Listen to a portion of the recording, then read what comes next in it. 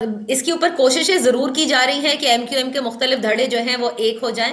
लेकिन देखें, जब ये अलग हुए हैं तो अलग होने के बाद सब ने अपने अपने तौर पर एक लीडर है ना, अपनी अपनी जमात के चेयरमैन है।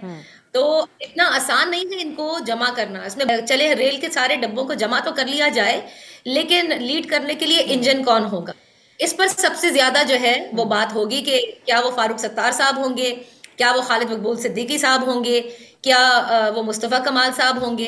तो कहीं ना कहीं सबको अकोमोडेट भी करना। अब से एमक्यूएम बॉयकॉट नहीं करेगी, क्योंकि आपको याद होगा अब से कुछ रोज कबल खालिद मकबूल सिद्दीकी साहब ने जब एक स्पीच की थी या प्रेस कॉन्फ्रेंस कर रहे थे, तो उन्होंने कहा था कि जब भी हमने बॉयकॉट किया है तो फायदा जो है वो जमात इस्लामी को पहुंचा है। सो बॉयकॉट तो मेरे ख्याल से मुत्तहदा कौमी मूवमेंट करती नजर नहीं आ रही। लास्ट मोमेंट पे अगर वो कर लें तो वो एक अलग बात है। अलबत्ता बल्दियाती इंतखाबात होंगे या नहीं होंगे, गो के पीपल्स पार्टी ये कह चुकी है कि वो वक्त से करेंगे। गुज़िश्ता रोज उन्होंने हाफिज नईम साहब से भी कहा, आज भी कहा कि 15 जनवरी को ही होंगे। लेकिन एज सच आमिर भी कराची में है, मैंने तो वो गहमा गहमी देखी नहीं है।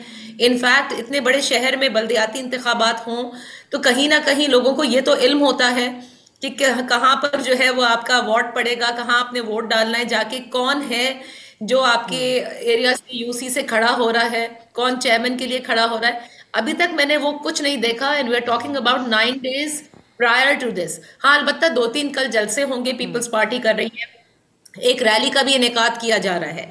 अच्छा, जो फैक्शंस की आप बात कर रहे हैं, देखें ये इतना आसान काम नहीं है। इसके ऊपर कोशिशें जरूर की जा रही हैं कि एमक्यूएम के मुख्तलिफ धड़े जो हैं वो एक हो जाएं। लेकिन देखें, जब ये अलग हुए हैं तो अलग होने के बाद सब ने अपने अपने तौर पर एक लीडर है ना, अपनी अपनी जमात के चेयरमैन है। तो इतना आसान नहीं है इनको जमा करना। इसमें बहुत सारी बातें हैं जिसमें अभी जिसे कहते हैं ना कि जो निटी ग्रिटीज हैं वो तय होना जरूरी है कि चले रेल के सारे डब्बों को जमा तो कर लिया जाए, लेकिन लीड करने के लिए इंजन कौन होगा, इस पर सबसे ज्यादा जो है वो बात होगी कि क्या वो फारूक सत्तार साहब होंगे, क्या वो खालिद मकबूल सिद्दीकी साहब होंगे, क्या वो मुस्तफा कमाल साहब होंगे। तो कहीं ना कहीं सबको अकोमोडेट भी करना।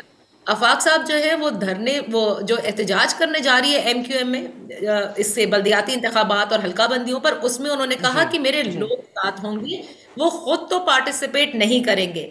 तो उनकी इस बात से भी आप समझ सकते हैं कि ये इतना आसान नहीं है कि उनको और एमक्यूएम को एक कर दिया जाए।